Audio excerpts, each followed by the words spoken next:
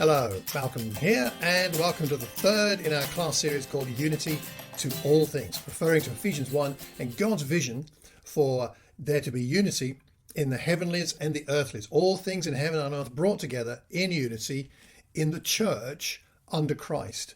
So this is our vision. And we're thinking about this because we're going through a transition, aren't we? Coming out of COVID and all the restrictions, and more into being able to actually physically gather together, whether in a home or a garden or a park, wherever we can. We're going into this, and I think it's really important that when God takes us through new territory, new transitions, that we rethink why we do what we do. It seems appropriate to do that right now, to reboot our thinking about what gathering is really all about, and especially Sundays. We've talked about some of those things the last couple of weeks. Today, we're going to focus in on the Lord's Supper. The Lord's Supper specifically, otherwise called often the Eucharist or the Communion. That's what we're going to talk about. Now, first thing to say is, sadly, over Christian history and even today, it's often been a divisive issue. Such a tragedy. We even see in the first century, in 1 Corinthians 11, which we will come back to a bit later, that the Lord's Supper was providing division in the church, or at least it was one of the fault lines of division in the church. The rich and the poor are not united. Paul says there are divisions among you. To some extent, I believe it. He's talking about when they gather together as the ecclesia, as the gathered people of God. And he says, some of you, when you come together, it's not the Lord's Supper you eat, though they would call it that. He says, when you are eating, some of you go ahead with your own private suppers, verse 21. As a result, one person remains hungry and another gets drunk. So you've got the hungry poor people not getting enough food at this Lord's Supper meal. And you've got other rich people not only having enough, having actually too much, indeed even too much alcohol, to the point where in their Lord's Supper, communion, unity, one body event, they're getting drunk while others are hungry. And throughout Christian history, we've had divisions over what exactly constitutes the Lord's Supper. Whether you take the classic Catholic perspective, or Luther's perspective, or Calvin, or Zwingli from the period of the Reformers, even to the Churches of Christ, that's our heritage. Should we be taking communion, the wine, from one cup or many little tiny cups? Is that okay? Churches have divided over that issue. Should we have one prayer? Or should we have a prayer before the bread and a prayer before the wine, like we see Jesus did? And some people have divided over those kinds of things. Also, well, who's supposed to be offering the communion, the bread and the wine? Some traditions will say, well, it has to be a priest, an authorized person, otherwise it's not valid.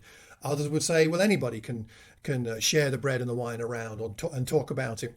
Should it be for Christians only? Something debated a great deal in the early years of the 2nd century, 3rd century, and so on. Is it okay for non-Christians to be there, let alone take it? What about children? So many questions that have often divided people. Indeed, something happened to me recently to remind me of this kind of division. I'm going to put on screen, you'll see this, you'll see the photo if you're watching the video, and if you're not, I'll put the photograph in the show notes, you can look at it.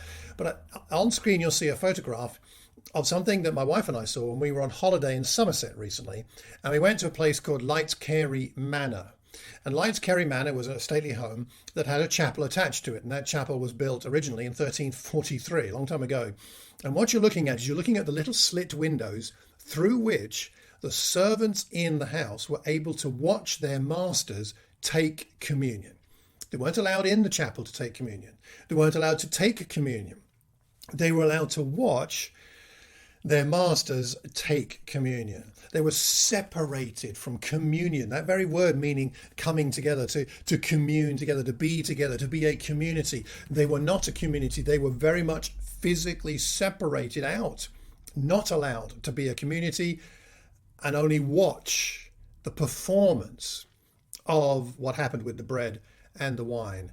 These little windows are called a squint. They were able to squint at the event of the taking of bread and wine rather than participate. Tragic, isn't it?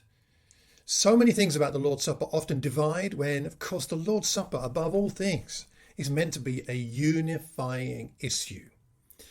1 Corinthians 10, verse 17, Paul says, because there is one loaf, we who are many are one body. One body. Why? For we all share in the one loaf. In the one loaf. We're one body. The loaf that is Christ and the loaf that is Christ's body, we're together, we're one. The Lord's Supper is meant to bring us together, to feast together on Christ and under Christ. Now, because the Lord's Supper is a very complex issue in some ways and has a long history, and some of that's about the divisions in history, I can't do justice to all that in this class. I have a shelf full of books on the Lord's Supper, but I will give you a few pointers, and really more than anything, some things to think about so that we can talk about it in our local church events, services, gatherings, our smaller groups, and come up with our own convictions about what is healthy to do regarding the Lord's Supper on a Sunday in particular. What are the right attitudes to have? What should we be thinking about as we prepare to take together the Lord's Supper? So a few things. First of all, Jesus instituted it. We know that from Luke chapter 22, verses 19 and 20, classically. He took bread, he gave thanks, he broke it, he gave it to them, saying, "This is my body given for you. Do this in remembrance of me." In the same way, after the supper, he took the cup and said, "This cup is the new covenant in my blood, which is poured out for you." So Jesus instituted something, and he told them to do it in remembrance of him. In Luke 24, we see him, in a sense, do that for the first time after his resurrection in the New Age, when it looks like he's doing some kind of communion, Lord's Supper event with the two on the road from Emmaus. Remember, they stop, and Jesus was at the table, and he takes bread in Luke 24, 30 and 31. He gave thanks, he broke it, gave it to them. Then their eyes were open. There was something about that event as he taught them and he shared with them, much like he did at the Last Supper, the bread and the wine. There's something going on there, and it looks like that's the first post-resurrection Lord's Supper, you could say. And then, of course, the early church in Acts chapter 2, which we won't go back to now, but they devoted themselves to the breaking of bread and prayer. They ate together in their homes. They broke bread in their homes. And that could certainly mean eating, but it does seem that the connection with what's been going on with Jesus and the institution of the Lord's Supper seems to indicate that this is at least connected with that, and they are taking communion together. In Acts chapter 20, verse 7, a verse we looked at in one of the previous classes, on the first day of the week, we came together. Why? To break bread. Again, it seems more like a formal breaking of bread. Eating, very likely eating a meal together, but that phrase breaking bread seems to hark back to the institution of the Lord's Supper. In 1 Corinthians 10, verse 21, you cannot drink the cup of the Lord and the cup of demons too. You cannot have a part in both the Lord's table and the table of demons. So put that together with chapter 11, which we've mentioned already, and it seems that for Paul it was obvious that they took the Lord's Supper regularly when they gathered, presumably on that first day of the week, the Sunday. Paul wasn't correcting them from dealing with or had taken the Lord's Supper on the first day of the week. He was correcting the way in which they did it. There's an assumption. So what can we be reasonably confident about how the Lord's Supper was, the approach to the Lord's Supper in the first century? Firstly, it does seem to have been regular. It's assumed by Paul that it's part of their regular assemblies. It seems to be regular. It seems to be on the first day of the week. Secondly, it is very important. It's instituted by Jesus, and Paul corrects their behavior in 1 Corinthians because it's so significant. He wouldn't have bothered if it wasn't important. Thirdly, it does seem like it's okay for non-members to be present. The context of 1 Corinthians appears to be their gatherings when they come together. And in the other corrections that Paul gives them about the way that they speak in tongues all over each other and the other things that are going wrong are in the context of non-believers being present in 1 Corinthians 14. So it looks like, yeah, it's okay for non-believers to be there. We don't have any information about children and whether they should be present or not. We don't know. And certainly we do not have anything like a formula. If we needed a formula, well, God would have given it to us, but there's no formula. Doesn't mean there aren't guidelines and some really helpful examples and so on, but there's no formula as such. So let me go on to what I consider to be, well, I hope, a few helpful thoughts to be considering as we think about our practice of the Lord's Supper in our gatherings. Firstly, let's think about the difference between an altar and a table. An altar and a table. See, here there is a continuity and a contrast between the Old and New Covenants. In the Old Covenant, there was an altar which was also a table. In the New Covenant, there is an altar, but it's different from the table. Significant. So, in Deuteronomy chapter 27 and verses 6 and 7, God tells the Israelites to build an altar with stones and put burnt offerings on it to the Lord your God. And he says, sacrifice fellowship offerings there, eating them and rejoicing in the presence of the Lord your God. So you have an altar, but it's also a table. It's where you eat in the presence of the Lord your God. So the reason why God gave them an altar, at least in part, was so that he could eat together with his people. This is what God has always wanted, like from the days of Eden. He wanted to walk around the garden with Adam and Eve and enjoy unbroken fellowship. And maybe they ate together in Eden. We don't know, Adam and Eve and God, but there's that sense of intimacy. And it's not much in our lives when we're with friends that's of greater intimacy than eating together. So we see that that's what God wanted. Altar was a table, eating together at a fellowship offering. So God's eating with his people around the altar table. And the Israelites ate at those fellowship offerings. So there were different festivals and sacrifices in the Old Covenant. There were sin offerings, there were thanksgiving offerings, and there were fellowship offerings. And the fellowship offerings, when they happened, that was the only one of those sacrifices where the worshippers ate. At the others, the priests might eat, but you didn't get to eat. But at the fellowship offering, you got to eat too. For example, Deuteronomy 12, verse 27, present your burnt offerings on the altar of the Lord your God, both the meat and the blood. The blood of your sacrifices must be poured out beside the altar of the Lord your God, but you may eat the meat. It's like God saying, you know what? I want to fellowship with you. We're going to eat together. I appreciate your sacrifice. Burn some of it, but you and I can eat together around this altar table. And what's going on in these meals, in a sense, is not only that fellowship with God, but also a covenant renewal. You'll know that when the sacrifices were not made appropriately in the Old Covenant, when people took them lightly or didn't offer the correct kind of sacrifices, or they came with sin in their heart, God was not pleased because it was violating the covenant. That intimacy of the altar table was being violated because his people were coming with false motives, with a false heart. What's it like if you try and eat together with someone who's a hypocrite towards you, doesn't really like you, doesn't really love you, they're just turning up out of a sense of duty? That's not the kind of table fellowship you and I really enjoy. And so what's happening here is these festivals are designed to be a covenant renewal of joy, especially these ones we're talking about where God and his people eat together. And we see some of this reflected in the way that Paul deals with the situation in Corinth in 1 Corinthians 10 and 11, and I'll leave you to study that through to get your own convictions on all of that. So what is Jesus doing? What Jesus is doing is he's bringing us into the same kind of fellowship, or even deeper, more intimate fellowship with God at this Lord's table, supper table, but it's not an altar. There's no altar now, there's only a table. Well, there is an altar, but the altar is the cross. It's there, it's done. There's no altar for you and I to sacrifice on in the same way these days as the Old Covenant. Instead, there's a table to gather around. The sacrifice has been made, has been done, it's on the cross. We gather round the table. An altar needs a priest, but a table needs a host. We don't need priests, we need hosts.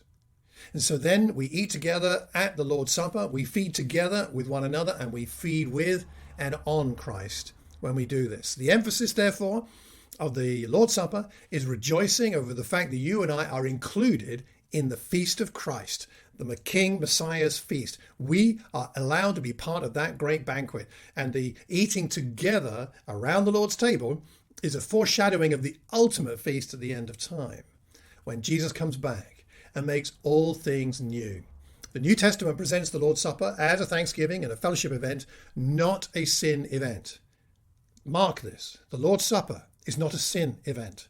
It's a thanksgiving and a fellowship event. It's the experience of communing together and with God, with Jesus. It's not the search for atonement. That's because the cross is done with. The cross is the one-time altar event as far as you and I are concerned. And the irony, if that's the right word, but one of the ironies is we don't need a priest now for this table. Jesus, our high priest, went to the cross and offered himself on the cross altar for us so that we could enjoy table fellowship with one another and with Jesus. The other thought I'd like to put in our minds is this. The Lord's Supper is fundamentally inclusive. Fundamentally inclusive. So think about this. Think about all the accounts of the Last Supper. Who was there? Who was there? A most surprising guest was there. Jesus is hosting his disciples, his followers, his best friends. If you're going to have your last meal ever on this earth with your best friends. You're going to have your best friends there. Who are you not going to have there? You're not going to have there someone who's going to betray you. Why did Jesus have Judas at the meal? I mean, it doesn't make any human sense, does it? And yet Jesus shares this most intimate of times and moments with his betrayer. He deliberately includes Judas, and I think there are several reasons for that, but at least one of them must be, to remind you and I to include the unhostable when we host the Lord's Supper. Those that others would exclude are welcome. We want them there. Those whose views we don't share, those whose beliefs we don't agree with, those who live different lifestyles, have different values from us, perhaps even people certainly we maybe don't like and even find difficult to love. But you see, this is the way Jesus lived his whole life. Think about all the meals through the Gospels. A really useful Bible study, an inspiring one, is to look at the way that Jesus ate with people. There's a really good book by Conrad Gempf on this, which I'll put in the show notes.